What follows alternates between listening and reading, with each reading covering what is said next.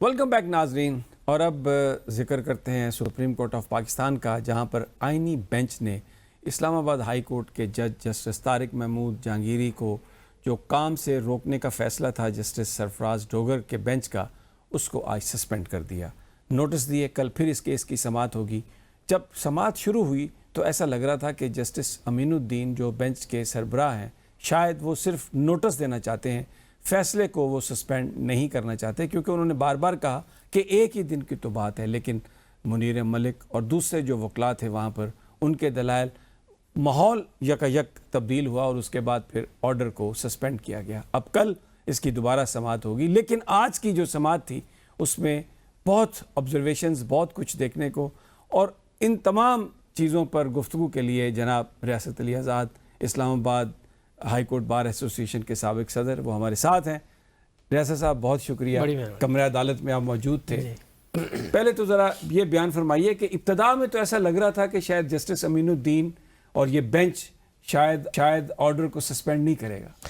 بسم اللہ الرحمن الرحیم. بالکل آپ نے رائٹلی آبزرو کیا سمیع صاحب، آپ بھی ماشاءاللہ وہاں پہ موجود تھے، اور وہاں پہ میڈیا اور کورٹ روم چونکہ بہت چھوٹا تھا، آج وکلاء کی تعداد بہت زیادہ تھی، اور پوری میں سمجھتا ہوں کہ وہاں پہ لوگوں کا تل دھرنے کی جگہ نہیں تھی، وکلاء کی کم از کم میں یہ کہتا ہوں، اور کچھ لوگوں کو اندر جانے کی بھی اجازت نہیں ملی. بالکل یہی لگ رہا تھا ہمیں بھی اپیرنٹلی، حالانکہ آرڈر جو apparently on the face of it یہ نظر آ رہا تھا کہ یہ تو آرڈر مطلب ایک سانس نہیں لے سکتا، اس میں تو کوئی جان ہی نہیں ہے، مطلب اتنا بڑا ایک ہوتا ہے اللیگل یا انکانسٹیٹیوشنل، میرے پاس اس کے لیے لفظ نہیں ہے کہ یہ کس حد تک انکانسٹیٹیوشنل تھا. تو ہم یہ سمجھ رہے تھے کہ شاید اسٹیٹ وے ہی کورٹ یہ سیٹ اسائیڈ کر دے، یہ بھی ہماری تھی، لیکن ہمیں یہ امید ضرور تھی کہ اتنا بڑا بلنڈر نہیں ہو سکتا. ایک نیچے اس آرڈر کے ذریعے بلنڈر کیا گیا اور اوپر اس کو سسپینڈ نہ کر کے سپریم کورٹ ایسا کر دے. تو میری ذاتی رائے میں ملک صاحب نے بڑے خوبصورت، منیر ملک صاحب نے، اور میں ان کو سیلیوٹ بھی پیش کرتا ہوں کہ وہ کراچی سے اسپیشل یہاں پہ تشریف لائے، اور علی احمد کرد صاحب کوئٹہ سے کراچی سے اسلام آباد اس کیس کے لیے آئے، اور ان کی یہ محنت تھی. منیر ملک صاحب سچی بات ہے وکلاء برادری کا، وکلاء تحریک کا اور کالے کوٹ والوں کا فخر ہے، اور میں ان کو اگر یہ کہوں کہ وہ ماتھے کا جھومر اور گلے کی مالا اور سر کا تاج ہے وکلاء کا، تو اس میں کوئی غلط بیانی نہیں ہوگی. انہوں نے پہلے بھی بہت زیادہ قربانیاں دی جب وہ صدر سپریم کورٹ آف پاکستان تھے. اچھا، یہ کرد صاحب کو وہاں پہ دیکھا، منیر ملک صاحب نظر آئے، اور بھی بہت سارے عابد ساکی صاحب تھے. عابد ساکی صاحب. ایسا لگ رہا تھا کہ وہ جو وکلاء کی تحریک کے مرکزی پلیئر ہیں وہ دوبارہ اکٹھا ہونا شروع ہو گئے. بالکل یہی بات ہے سمیع صاحب. وہ سارا جو ایلیمنٹ اس وقت جنہوں نے حق اور سچ کا ساتھ دیا، جنہوں نے اس وقت ایک ڈکٹیٹر کے خلاف وہ آواز بلند کی، آج بھی وہ ایک ہی پیج پہ ہیں. اور جو لوگ دوسری سائیڈ پہ تھے جنہوں نے پی سی او کورٹ کے الف اٹھائے تھے، وہ آپ کو پتہ ہے آج بھی وہیں کھڑے ہیں. تو اس میں کوئی تبدیلی بڑی نہیں آئی. ہاں یہ تبدیلی ضرور آئی ہے کہ اس وقت ایک سائیڈ پہ پولیٹیکل پارٹیز اور وکلاء تھے، لیکن آج پولیٹیکل پارٹیز دوسری سائیڈ پہ ہیں، اور وکلاء وہیں جو تحریک والے تھے، جو آئین اور قانون اور رول آف لا اور سپریمیسی آف کانسٹیٹیوشن کی ڈیمانڈ کرتے تھے، وہ آج بھی اسی سائیڈ پہ کھڑے. اچھا، طارق جہانگیری صاحب نے آج کہا، جب وہ آئے ان سے صحافیوں نے سوال کیا کہ 34 سال کے بعد میری ڈگری کو جعلی قرار دیا جا رہا ہے، اور میں نے تو کبھی تاریخ میں نہ ایسا سنا نہ دیکھا. پھر ان سے سوال ہوا کہ کیا کوئی استعفے کی بات چل رہی ہے، تو وہ مسکرائے اور انہوں نے کہا اللہ مالک ہے، ایسی کوئی بات نہیں. تو لگ رہا ہے کہ یہ ججز جو ہیں آخری حد تک یہ لڑیں گے for the restoration of the constitution. بالکل یہ قطعی طور پہ ایسی بات نہیں ہے کہ وہ کوئی مطلب ان کے اندر جھکاؤ آ جائے گا یا کوئی بات ہے. وہ کھڑے ہیں، انہوں نے کہا ہے، میری بات ہوئی ہے ججز صاحبان کا، یہ بالکل ویو ہے کہ ہم نے یہ اگر انیشیٹو لیا ہے تو انشاءاللہ اس کو منطقی انجام تک لے کے جائیں گے، ہم اس سے بیک آؤٹ نہیں کریں گے.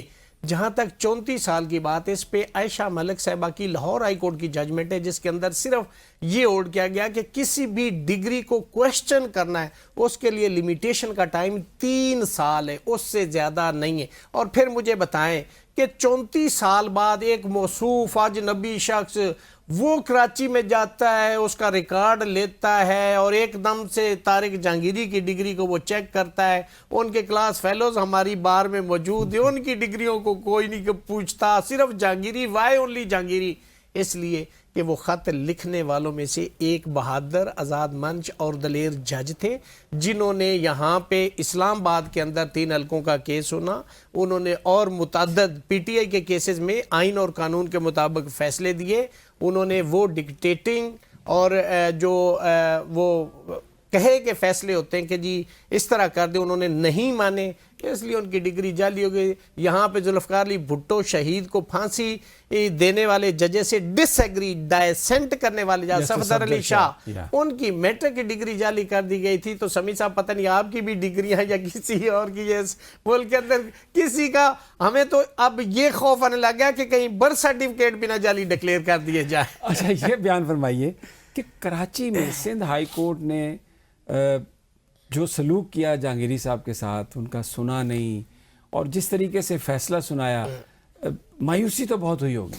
میں کراچی کے وکلاء کو, اس بار ایسوسی ایشن کو دونوں ہاتھوں سے سلام پیش کرتا ہوں. جتنا وہ چارج تھے, جتنا انہوں نے جہانگیری صاحب کو اور میڈم سمن رفعت صاحبہ جو جسٹس ہیں ان کو جو رسپیکٹ دیے, میں وہاں کا آئینی شاہد ہوں, میں وہاں پہ موجود تھا. لیکن جو ججز تھے اور جو سندھ ہائی کورٹ جس بینچ میں ہم پیش ہوئے, میں نے زندگی میں اتنی مایوسی کے ساتھ میں کسی کورٹ سے نہیں نکلا کہ جہاں پہ نہ آئین کو سنا جا رہا ہے, نہ قانون کو سنا جا رہا ہے, نہ ان کی وہ گئے کہ جی میں ایگریوڈ ہوں, میری آپ 110 سی پی سی کے تحت ہے کہ جی میں ایگریوڈ ہوں, آپ مجھے سنیں. آپ جنہوں نے پٹیشنیں باقی لوگوں نے فائل کی ہیں وہ تو پبلک انٹرسٹ لیٹیگیشن ہے, تو انہیں نہیں سنا کہ انہیں بات نہیں, 3 دفعہ انہوں نے اٹیمپٹ کی. میں نے ان سے کہا کہ سر جب یہ نہیں سننا چاہ رہے آپ اپنا موقف تو دیں دیں, فیصلہ جو بھی آتا ہے.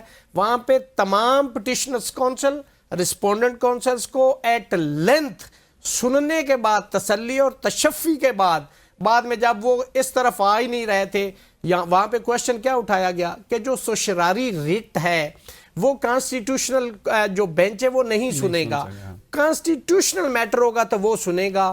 ایک یہ تھا, پھر مینٹینیبلٹی پہ تھا, پھر جورسڈکشن پہ تھا, پھر جو ریکیوز کیا کے آغا صاحب کے ساتھ جو جج صاحب تھے, پھر 30 میں کیس فکس تھا, اس کو ایک ہائر ایجوکیشن کمیشن, بھئی تو کون میں خواہ مخواہ, وہ پرفارما پارٹی اس کا لینا دینا نہیں, ان کی پٹیشن پہ ارجنٹ پٹیشن فائل کر کے کیس وہاں سے دوسرے بینچ سے وڈرا کر کے اپنے پاس لگا کے 25 میں فکس کر کے, چونکہ ہمیں سامنے ان کے چہروں سے لگ رہا تھا, چونکہ وہ وکلا سے تو آنکھ ہی نہیں ملا رہا تھا وہ بینچ, ان کی تو اتنی جرت ہی نہیں تھی کہ وکلا کو دیکھ کے بات بھی کرتے, تو ہمیں لگ گیا تھا کہ انہوں نے بائی ہوک کر کرو کہ یہ ڈسمس کرنی ہے چاہے کیسے بھی ہو. تو وہاں سے جب وکلا باہر نکلے ہیں, وہاں کی ویڈیو فوٹیج, یہ بڑی میں امپورٹنٹ بات کر رہا ہوں, انہوں نے ڈسمس ان ڈیفالٹ آرڈر کیا ہے, dismiss due to non prosecution. میں پٹیشنر تھا, میں بھی موجود تھا, ویڈیو فوٹیج نکالنے, وہاں پہ کھچا کھچ کوٹ بھری ہوئی تھی, وہاں پہ پٹیشنر کونسل, رسپونڈنٹ کونسل سارے موجود تھے, تو پھر ڈسمس اینڈ ڈیفالٹ آپ میرٹ پہ اس کو ڈیسائیڈ کرتے. اچھا پھر یہاں پہ ایک سوال ہے, جی سوال یہ ہے کہ جب اس طرح کے فیصلے عدالتوں سے آ رہے ہیں, تو آج تو بھلے آپ نے اسٹے لے لیا, آپ کو کیسے آپ پر امید ہے کہ آپ کو جسٹس ملے گا؟ سر میں آپ کو بتاؤں, میں کوئی اتنی بڑی خوش فہمی میں نہیں ہوں, یہ میں آپ کو بتا دوں. یہ جو آئینی بینچ ہے نا, آپ کہیں کہ اس سے بڑی دودھ اور شہد کی نہریں بہہ رہی ہیں, لیکن یہ جہانگیری صاحب والا یہ جو آرڈر ہے نا, یہ ایک چھلی بیچنے والا بھی سمجھتا ہے کہ یہ غیر قانونی, چونکہ اس پہ ملک اسد کی جو ججمنٹ ایک اس ٹائٹل سے ہے نا 1998 سپریم کورٹ, اور اس کے علاوہ 2010 P L D supreme court ہے پیج 61, اس کے اندر ہے کہ بردر جج کو کوئی بھی دوسرا جج ہے اس کے اختیارات واپس نہیں روک سکتا, اپنی ججمنٹ ابھی دے دی. تو وہاں پہ کورٹ بھی منیر ملک صاحب نے کہہ دیا کہ مائی لارڈ آپ نے تو اس میں آبزرو فرما دیا ہے. تو میرے خیال میں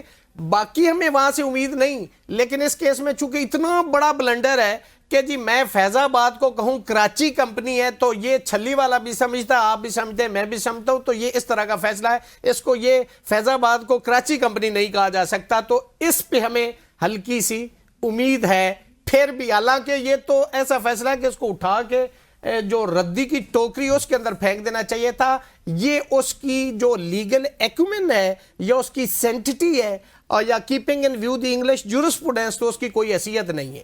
اچھا، بہت ساری اسپیکولیشن چل رہی ہے ججز کے حوالے سے. یہ جو 5 ججز ہیں خاص طور پہ یہ وہ ججز ہیں جنہوں نے لیٹر لکھا تھا اور اس بات کو ہائی لائٹ کیا تھا کہ کس طرح عدلیہ پر اپنے من پسند فیصلے کرانے کے لیے اس پر دباؤ ڈالا جاتا ہے.